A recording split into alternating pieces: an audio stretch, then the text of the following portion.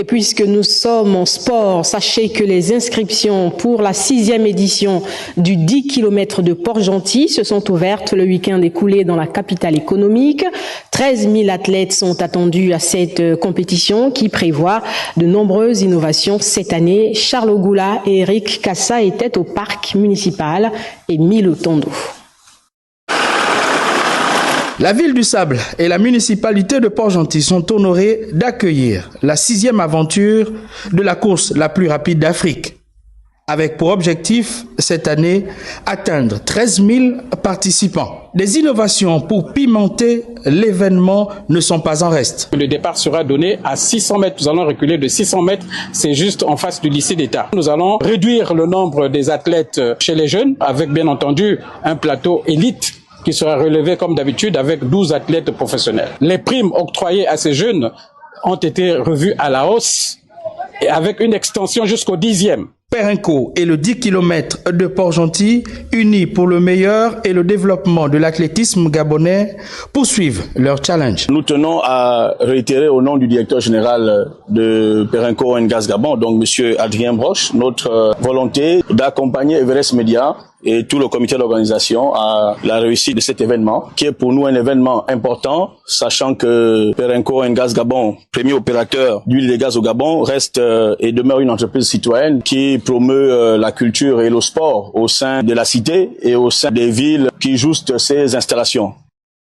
La 6e édition du 10 km de Port-Gentil aura lieu le dimanche 23 juin 2024. C'est déjà parti pour les inscriptions pour ne pas être surpris par le coup de la dernière minute. Allons à présent hors de nos frontières pour explorer les performances des sportifs. Ce soir, dans notre rubrique Les Gabonais de l'étranger, Parfait Junior Boukinda parle de boxe et de football. L'hymne national du Gabon, la Concorde, retentit à 2 reprises à Durban en Afrique du Sud lors de la première édition de la Coupe d'Afrique de boxe dédiée à l'ancien président Nelson Mandela. Arthur Lendoy et Symphorien Ninjou Mwanda ont tous deux décroché l'or. Arthur Lendoy n'a laissé aucune chance à Hassan Kabenjelan Toumba de la République démocratique du Congo en 67 kg. Dans la catégorie de 92 kg, Symphorien Ninjou Mwanda s'impose face au Sud-Africain Isaac Hossein. Kanga Gelor décisif avec l'étoile rouge Belgrade. L'international gabonais a été buteur sur penalty durant la rencontre qui a vu son équipe dominer le Partizan Belgrade 3 buts contre 2. Cette victoire permet à Kanga et les siens de garder le fauteuil de leader en comptant 10 points d'avance sur le deuxième. La Panthère totalise désormais 9 réalisations pour 9 passes décisives en 25 matchs joués cette saison en championnat.